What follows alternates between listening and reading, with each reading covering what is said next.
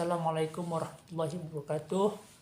Perkenalkan, nama saya Badiu Zaman dari Prodi Pendidikan Ekonomi dengan nomor NIM 1872250059. Di sini saya akan mempresentasikan tugas ekonomi saya tentang terkaitnya terancam perekonomian di tahun 2023 mendatang, dengan dosen pengampu Nadia Rista MPDE.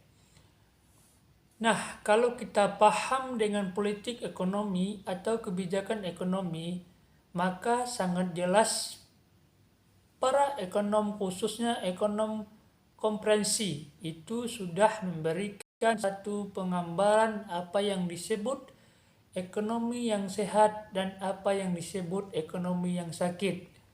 Jadi, yang disebut ekonomi yang sehat itu, kalau ekonomi dalam posisi yaitu aggregate sama aggregate sample, atau permintaan agregat sama dengan penawaran agregat.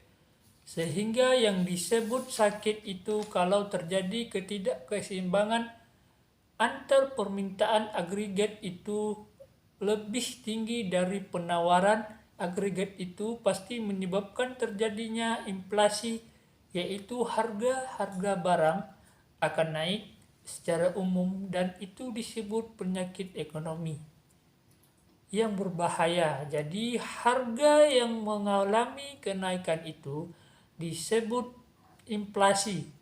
Sebaiknya ketidakkeseimbangan itu terjadi perbawaan agregat lebih tinggi dari permintaan agregat, maka akan menyebabkan resesi atau perlambatan ekonomi, dan inilah yang akan menyebabkan banyak pengangguran dan dunia akan mengalami resesi. Dan yang seharusnya dilakukan oleh pemerintah ialah klasifikasi dan mengelola gejolak perekonomian dalam global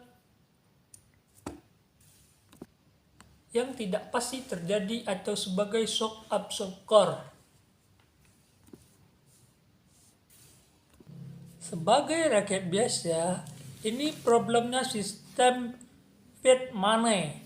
Problemnya kita mengkaitkan diri dalam transaksi luar negeri kepada dolar Amerika. Akibatnya kita dijajah dolar Amerika. Semestinya mata uang harus memiliki nilai intrinsik, harus berbasis emas dan perak yang memiliki nilai intrinsik dan diakui oleh seluruh negara di dunia.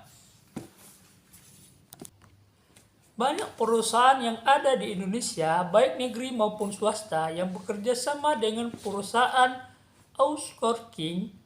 Seperti yang sudah disinggung sebelumnya, kelebihan utama outsourcing adalah strategi penghematan biaya. Sebagai tambahan, perusahaan juga dapat lebih fokus pada kompetensi bisnisnya.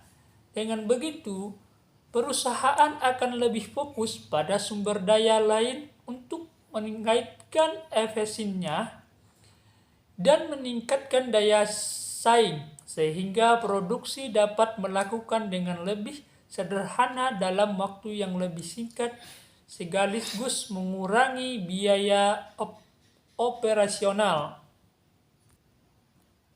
Dan kekurangan dari outsourcing adalah memakan banyak waktu untuk perusahaan, termasuk negosiasi dan penandatanganan kontrak, yang juga membutuhkan keterlibatan dari penasihat hukum. Hubungan dengan pihak ketiga juga harus dijaga dengan baik. Untuk menghindari konflik, perusahaan harus melakukan komunikasi secara berkala dengan pengawasan terhadap pekerjaan yang dialihdayakan. Sekian presentasi dari saya, kurang lebihnya mohon maaf. Assalamualaikum warahmatullahi wabarakatuh. Waalaikumsalam warahmatullahi wabarakatuh.